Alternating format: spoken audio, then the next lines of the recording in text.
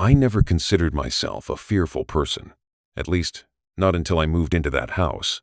It was a small rented house in a quiet suburb, far from the bustle of the big city.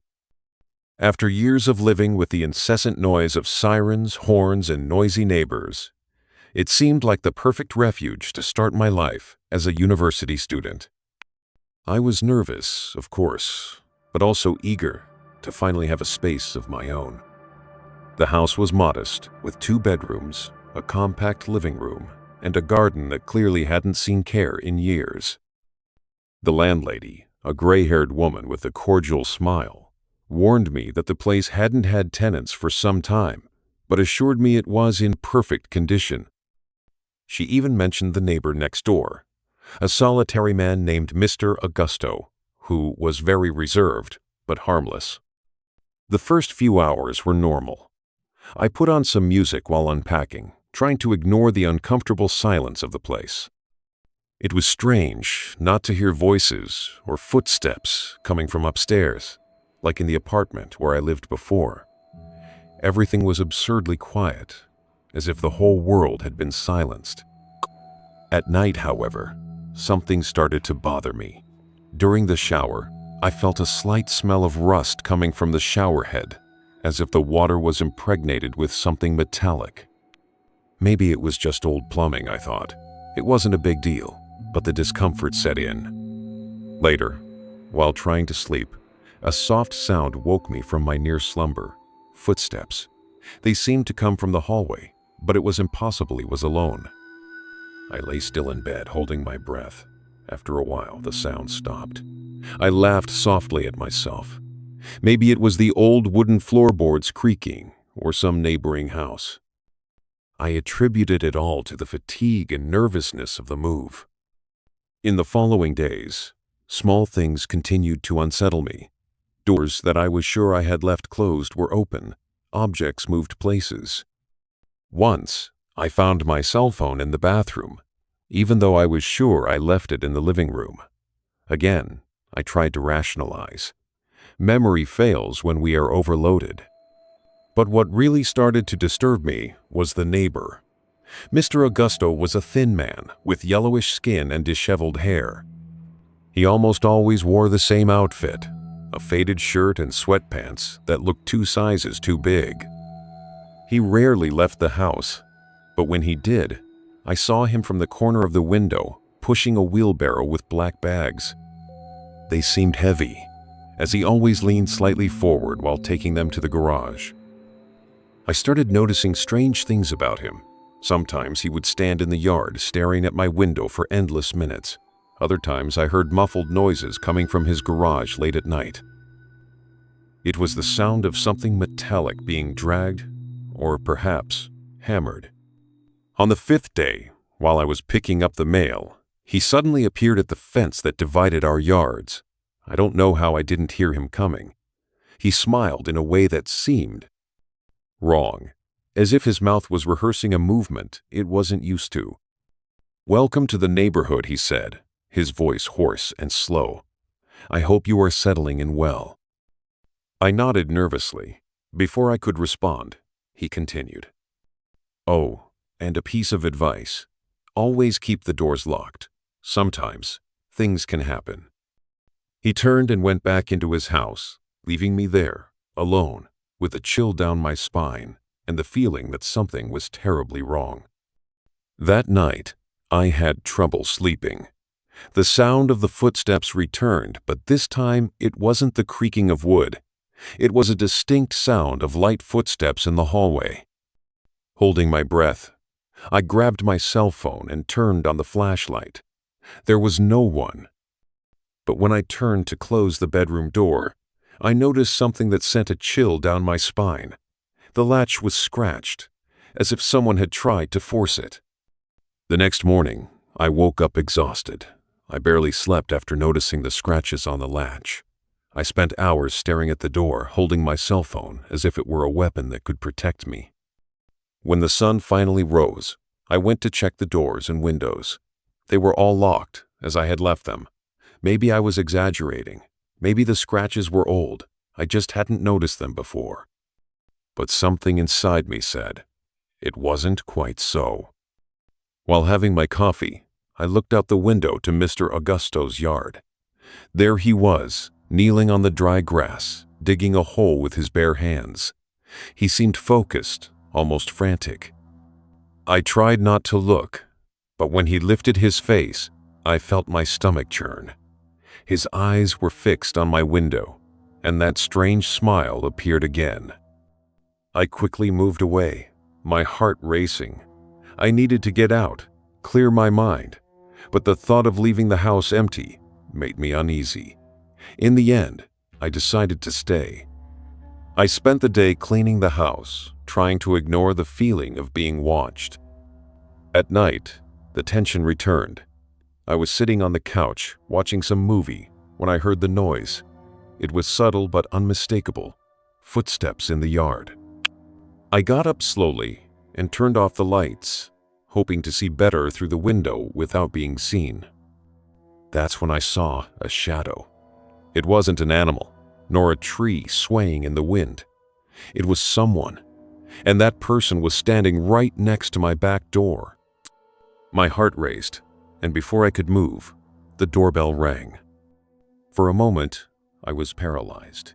Who would knock on the door at this hour? I grabbed my cell phone, ready to call the police, but then I heard a voice. "Hi, neighbor. It's Augusto." My breath caught in my throat. He continued. "I saw some strange movement in your yard. I thought I should let you know." Something in his voice seemed fake, calculated. I looked at the clock. It was almost midnight. Who in their right mind would knock on a woman's door alone in the middle of the night to warn about something like that? With trembling knees, I decided to ignore him. I moved away from the door silently, holding my breath. After a few seconds, he seemed to give up. I heard his footsteps moving away, but I didn't feel relieved.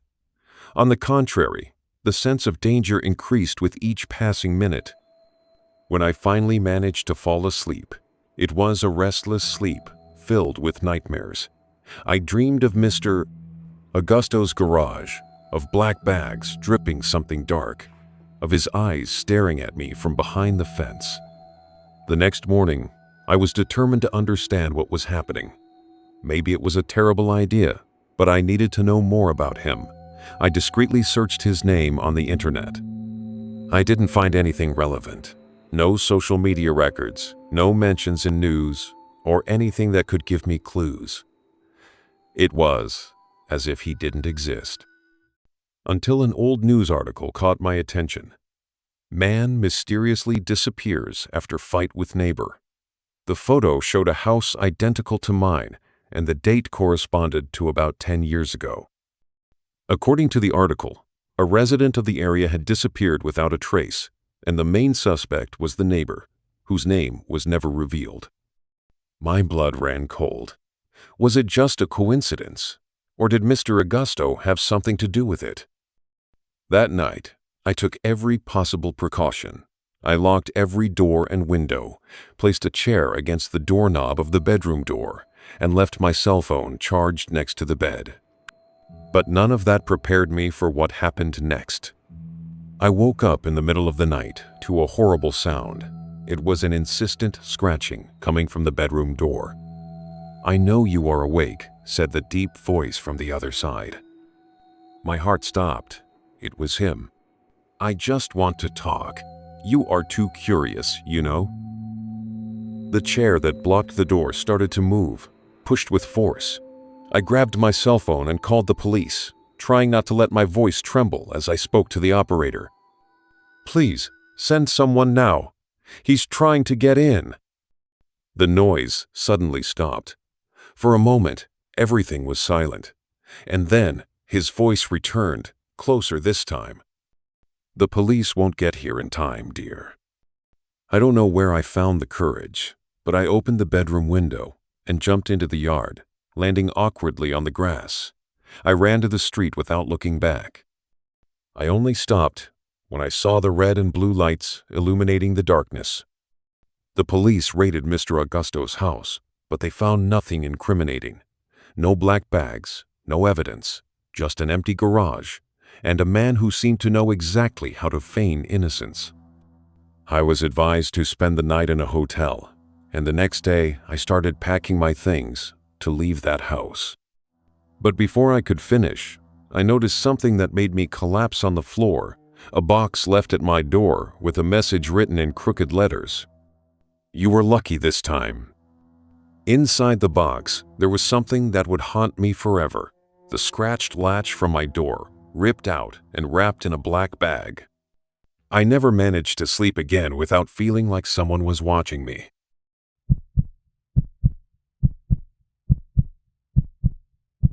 My name is Louisa, and I always believed that changes would be the solution to my problems. Until that damned day, where my horror story begins. When I traveled in search of work, I accepted a job in a small town in the countryside through a friend.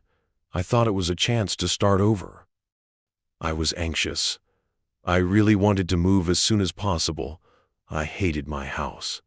My childhood was marked by an abusive stepfather and an absent mother.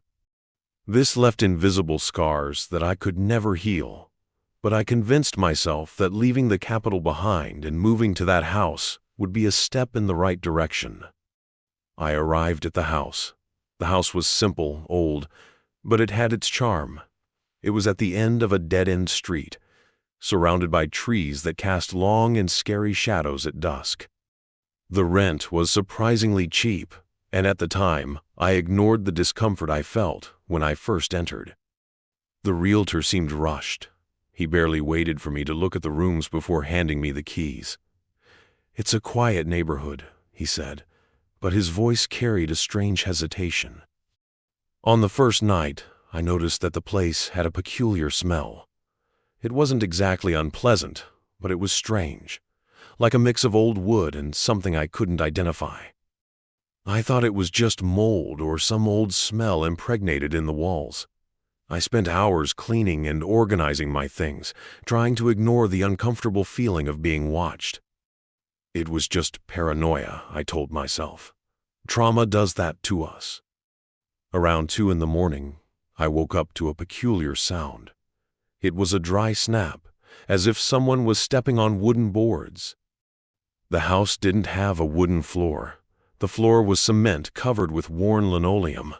I tried to ignore it, convincing myself it was just the old structure of the house.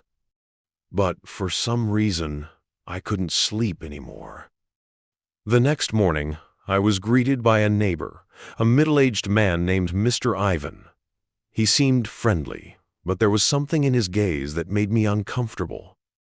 He asked if I lived alone, and without thinking, I lied. I said my boyfriend would come to live with me soon. He smiled, but there was something in his smile that made me want to go inside and lock the door. As the days went by, I started noticing little details that made me nervous. The sound of footsteps upstairs, even though there was no second floor. Doors that I was sure I had closed were ajar. On the third night, I found a cup that I didn't remember using in the sink drainer. I thought I was getting paranoid, so I started writing everything down as a way to prove to myself that I was imagining things. A week after moving in, a specific event marked the beginning of my real nightmare. I was taking a shower when I heard the sound of something falling in the living room. I rushed out, wrapped in a towel, and found one of the frames I had just hung on the floor. The glass was shattered, but there was no one there.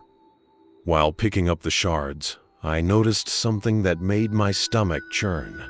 In the dust accumulated on the windowsill, there were finger marks.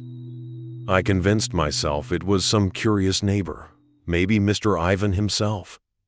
I decided to call the police to report what I imagined was an attempted break-in.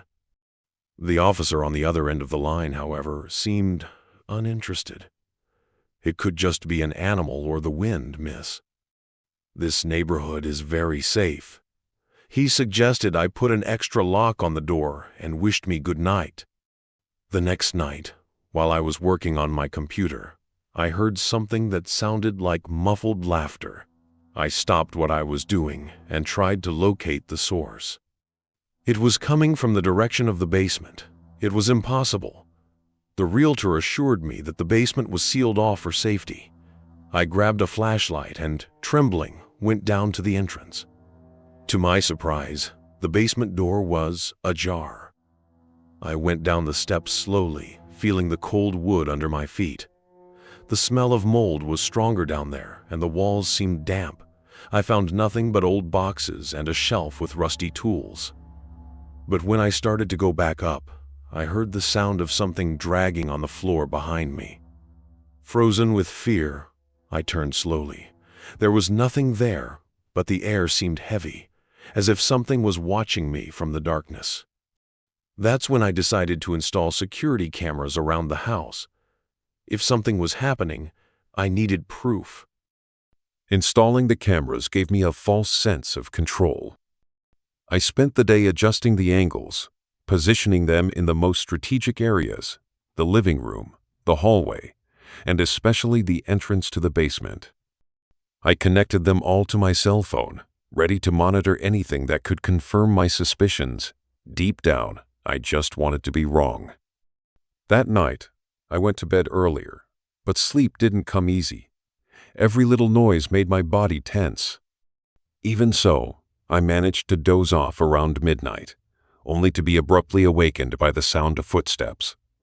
They weren't light, but slow and heavy, as if someone was deliberately walking in the hallway. I looked at my cell phone, opening the camera app with trembling fingers. When the hallway camera image loaded, I felt my heart stop. The door to my room was open. I was sure I had locked it. For a moment, I couldn't breathe. My eyes scanned the video, but there was no one there. Even so, fear consumed me, and I knew I wouldn't be able to go back to sleep.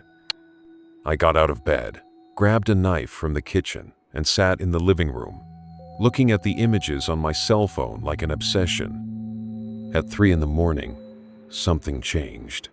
The basement camera started transmitting a static sound. It was strange, as I knew the signal there was weak, but it had never presented problems before. Before I could do anything, the image returned, but something was different. In the corner of the screen, in the deepest shadow, a motionless figure appeared. It was just a human outline, but it was there, perfectly visible. Panic took over me. I immediately called the police, trying to keep my voice steady as I described what I saw. But, like the last time, they seemed skeptical. "Miss, it could be a camera malfunction or a light reflection. Send someone to check tomorrow." I hung up the phone furious and helpless, but when I looked at the camera again, the figure had disappeared.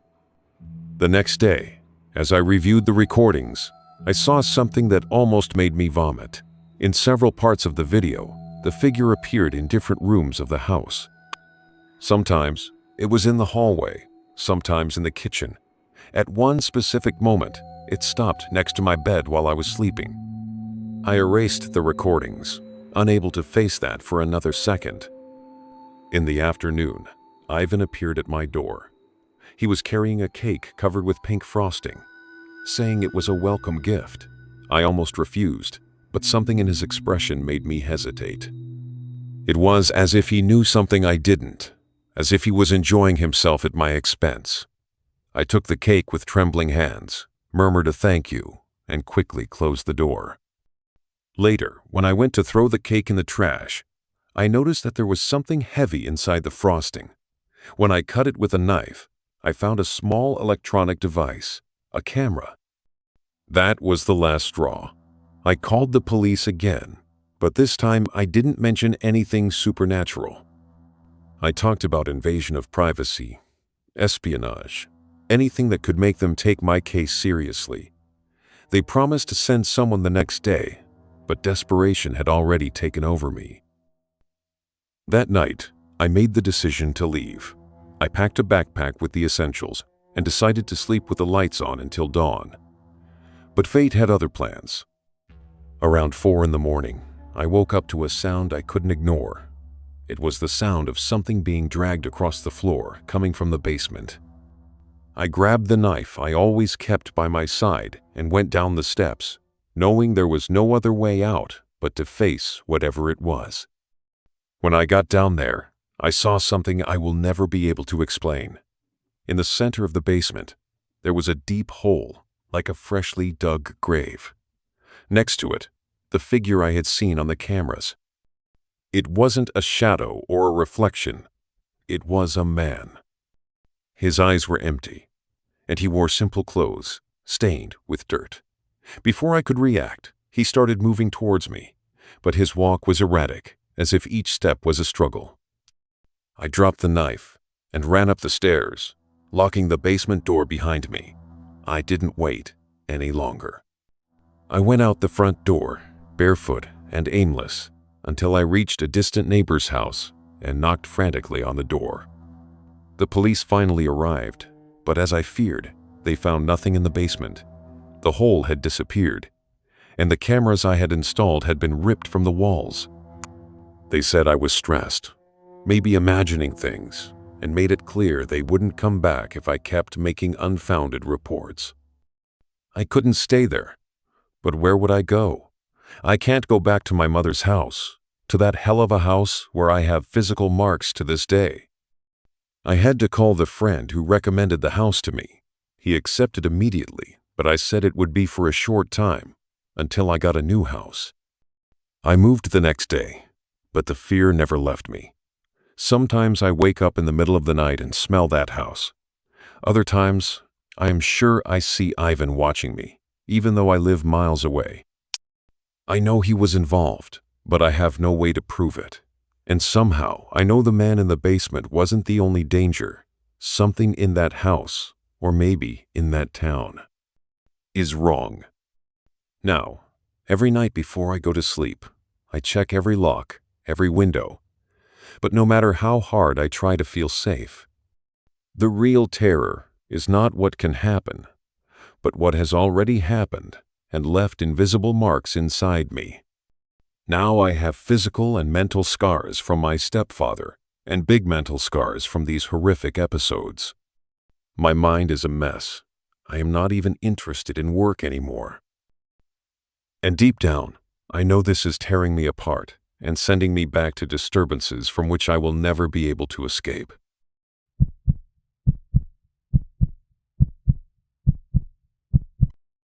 I never wanted to live alone.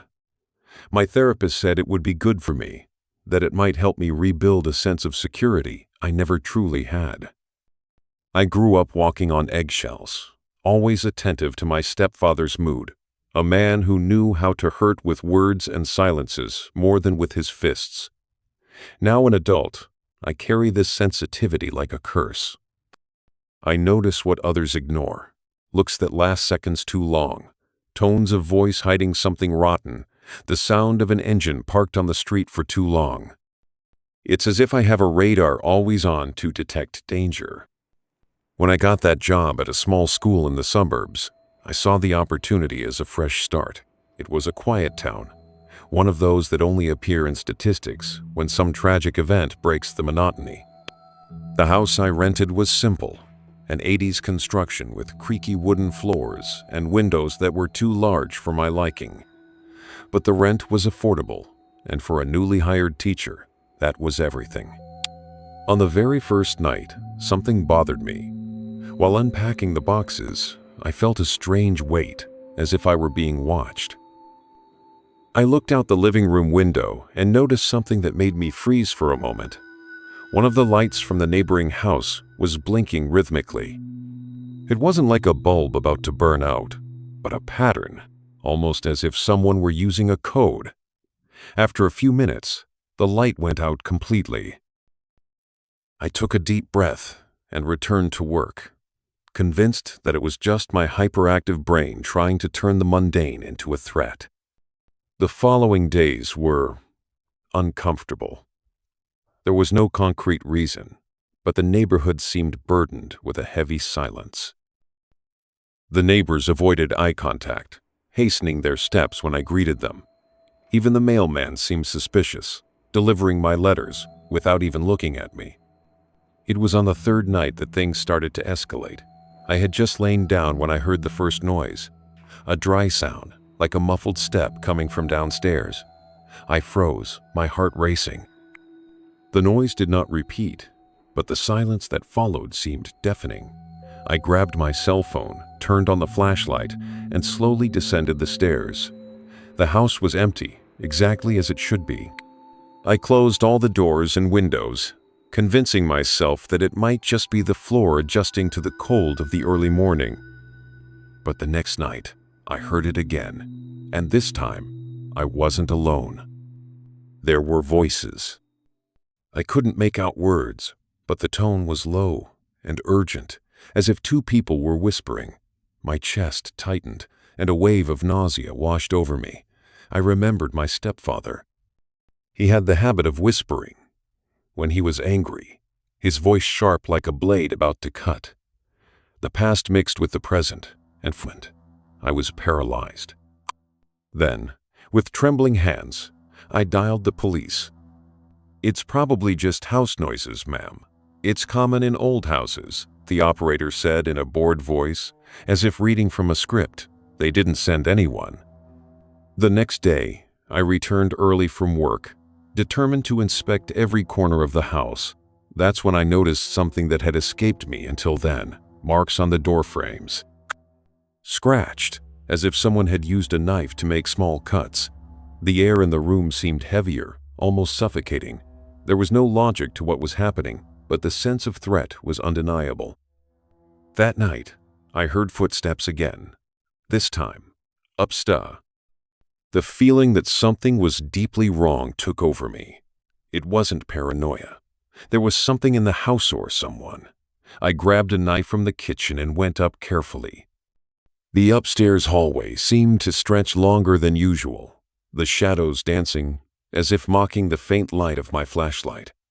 I reached the guest room and slowly pushed the door open. The room was empty, but something caught my attention. The window, which I knew I had locked, was ajar. The smell of wet earth invaded my nostrils, and something shimmered on the wooden floor, a trail of footprints, small, almost delicate footprints, but inhuman. I followed the marks to the closet. When I opened the door, my stomach churned. There was no one inside, but at the back of the closet, written with something that looked like charcoal, was a word: look. I stopped sleeping after that. Every sound seemed amplified, every shadow a harbinger of something terrible. On the 5th day, I heard footsteps again, but this time they were outside. I ran to the window and saw a man standing in front of my house. He was looking directly at me. The streetlight barely illuminated his face, but enough for me to see a smile that sent chills down my spine.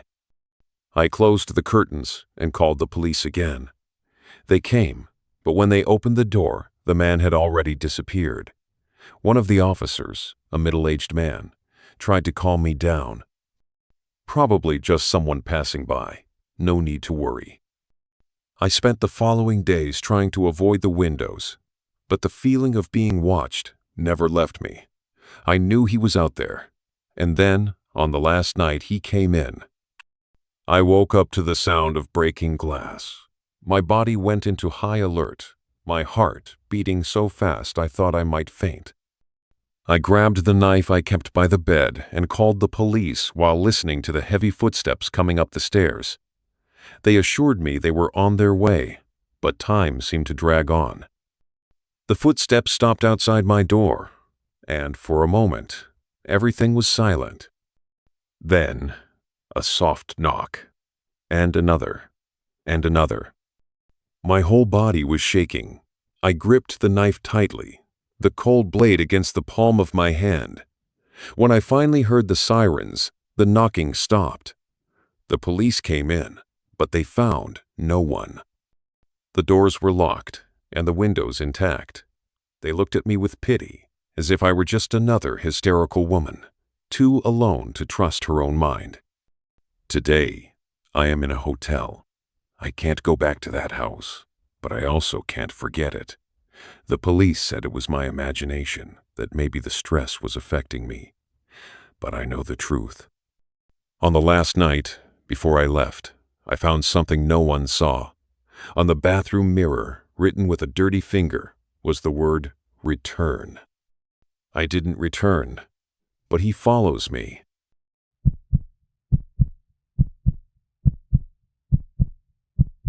Moving to a new place should have been a fresh start, a chance to create memories different from those that haunted me. But as I stepped into the small ground-floor apartment I had rented for the first time, I felt something uncomfortable, as if the very atmosphere there was watching me. The place was modest, a bedroom, kitchen, bathroom, and a living room that also served as a study space. The wooden floor creaked with every step, even in areas where it seemed more solid. The living room window faced a narrow, dark alley, where barely any light from the nearest street lamp passed through. It wasn't what I dreamed of, but it was what I could afford. And that would have to be enough. Work and college consumed almost all of my hours. During the day, I was at the university. At night, I worked at a 24-hour diner. My shift ended at 3 in the morning, and the lonely journeys back were so quiet that I could hear the sound of my own footsteps echoing through the empty streets. One night, coming home, I noticed something strange. The front door was unlocked. I tried to convince myself that I had forgotten to lock it in my rush to leave, but just in case, I stacked some chairs behind it before going to sleep. The following days were worse.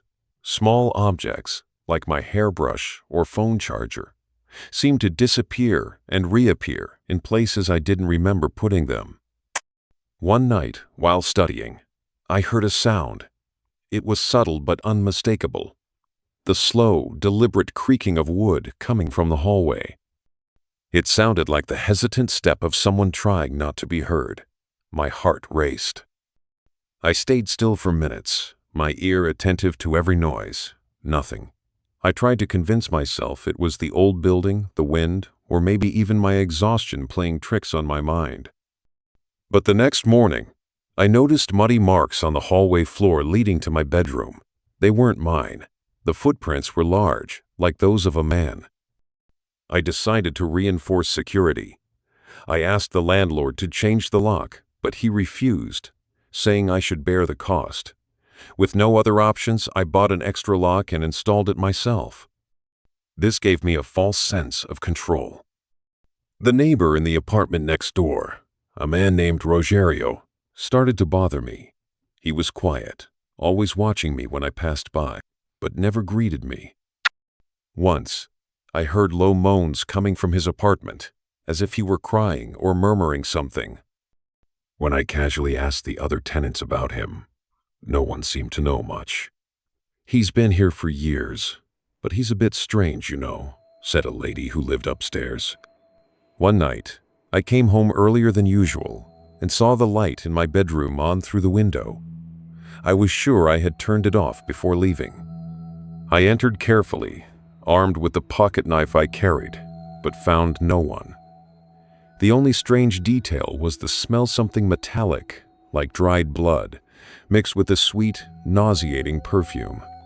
I searched every corner of the apartment, but found nothing out of place. It was only when I went to bed that I noticed. My pillow was on the wrong side of the bed. Paranoia took over me. I started noticing more strange behaviors from Rogerio. He seemed to know exactly when I came or left, and always peeked through the crack in his door. One day, I found a note stuck to my door. It said only, "I see you." I was terrified. I called the police, but the officers who came didn't take my report seriously. It could just be someone playing pranks. "Lock the door tightly and stay calm," they said before leaving. I didn't feel safe. That night, I woke up to a loud noise. Something had fallen in the living room. My body froze. I could hear footsteps, light but decisive. I was no longer alone. My first instinct was to grab the phone, but I realized it wasn't on the nightstand. Desperate, I hid inside the closet, trying to control my breathing, which seemed too loud for the silence of the house. The footsteps approached. They seemed to test each space. Finally, they stopped right in front of the closet. The silence that followed was more terrifying than any sound. Then, the closet door opened. I screamed and hit the intruder with everything within reach. He stumbled and ran out of the apartment. On the floor was my cell phone. I grabbed the device and called the police again, who arrived quickly this time. But to my surprise, they found no signs of a break-in. "It looks like you forgot to lock it again," one of them said, visibly skeptical. Things only got worse after that. I started feeling eyes on me all the time, inside and outside the house. Rogerio stopped being just strange and became openly disturbing, with an unsettling smile every time he crossed paths with me. One morning, I found another note, this time inside the apartment. "You shouldn't live alone." My last night in that place was a nightmare I will never forget. I came home exhausted and noticed that all the chairs in the living room were stacked in a corner. I don't remember leaving them that way. I decided it was time to leave. While packing my things, the power went out, leaving the apartment in complete darkness. I heard the front door creak, then slow footsteps. Someone was there, with me. I grabbed my pocket knife again and hid in the bathroom, holding my breath. The doorknob turned slowly. I was cornered. When the door opened, the light from the hallway revealed Rogerio's face, smiling. I screamed with all my might. He lunged, but I attacked him with the pocket knife, hitting his arm. He backed away, laughing in a way that seemed inhuman. "You can't escape, Joyce. I will always find you." I ran outside, screaming for help, but no one came. I only stopped when I reached the nearest police station. There, I discovered that Rogerio didn't officially exist. There were no records of him in the building or anywhere else. Today, months later, I am in another place, but the noises and fear follow me. Sometimes I smell the metallic and sweet scent in the air.